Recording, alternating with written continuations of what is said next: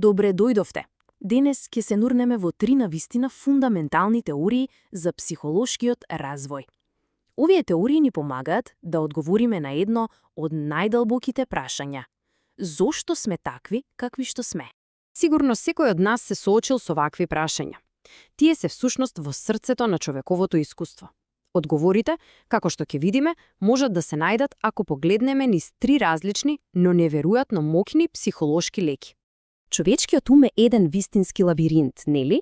За да ја разбереме оваа сложеност, ќе искористиме 3 рамки или како што ги нарековме леки, развиени од тројца великани во психологијата кои се обиделе да одговорат токму на овие прашања. Добро, ајде да почнеме. Нашата прва лекја не носи длабоко во минатото.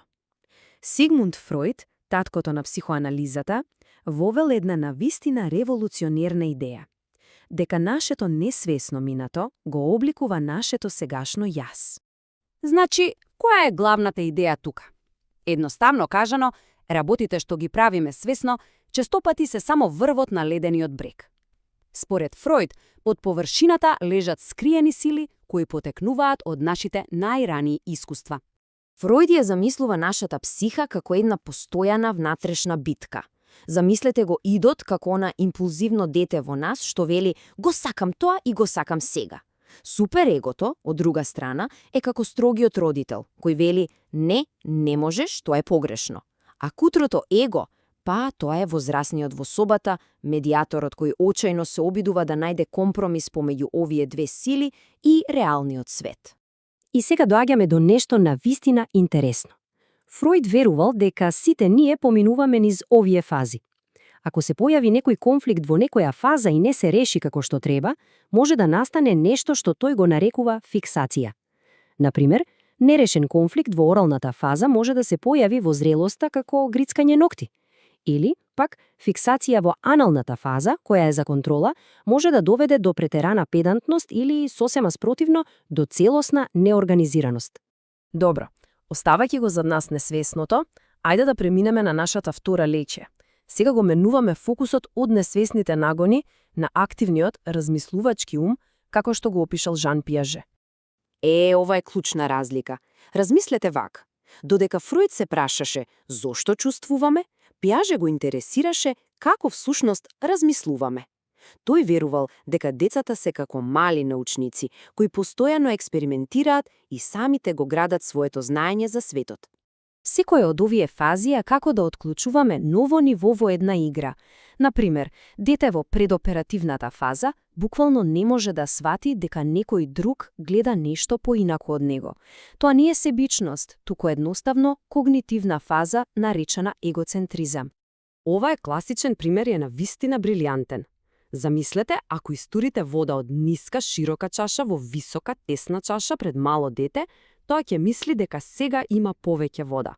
Но дете кое ја достигнало фазата на конкретни операции, разбира дека количината е иста. Тоа е конзервација. Едноставно, но гениално. И сега, за нашата трета и последна лекја, време е да го свртиме погледот нанадвор, кон нашата околина и луѓето околу нас. Ова е светот на Алберт Бандура. Ова прашање е како еден остар пресврт, нели? Не тера да се запрашаме, а што ако најголемото влијание не е длабоко во нас, туку е насекаде околу нас? Главната идеја на Бандура е колку едноставна, толку и моćна. Ние учиме гледајќи. Толку едноставно. Ги гледаме нашите родители, врсници и наставници, па дури и ликовите од медиумите, и го учиме нивното однесување. И сега, клучната поента тука е, децата во експериментот не беа наградени за тоа што ја удираа куклата. Ниту пак беа казнети ако не го правеа тоа. Тие само го видоа однесувањето, го абсорбираа и го повторија. Ова ја покажа огромната, застрашувачка моќ на социјалното моделирање. Добро, ајде сега да ги споиме сите 3 перспективи. И ова е многу важно да се разбере. Овие теории не се борат една против друга. Тие се различни алатки, кои кога се користат заедно, ни нудат многу побогат поцелосен увид. Значи, што добиваме на крајот? Фројд ни помага да го разбереме нашето емоционално минато. Пиаже ни објаснува како ни се развива умот, како размислуваме, а Бандура Тој ни ја покажува неверојатната моп на светот околу нас. Заедно, тие ни даваат една тридимензионална слика за тоа што значи да се биде човек. Следниот пат, кога ќе видите дете како црта или се мачи со некоја загадка, всушност ги гледате фазите на Пиаже на дело. Разбирањето на ова им помага на наставниците и родителите да го поддржат учењето на начин кој е соодветен за развојот, наместо да предизвикуваат фрустрации. Теоријата на Бандура има огромни, аме навистина огромни импликации. Не подсетува на одговорноста што ја имаме како примери за другите. Исто така, ја нагласува важноста на самоефикасноста, вербата во сопствените способности. Тоа е всушност клучот за мотивација и постигнување. Иако да бидеме искрени, многу од неговите идеи денес се успоруваат, влијанието на Фројд, па тоа е непобитно. Самата идеја дека со разговор за минатото можеме да си помогнеме во сегашноста, таа е темел на речиси секоја модерна психотерапија. Тој не научи дека нашите лични приказни се важни. И за крај ќе ве оставам со овој моќен цитат од самиот Фројд.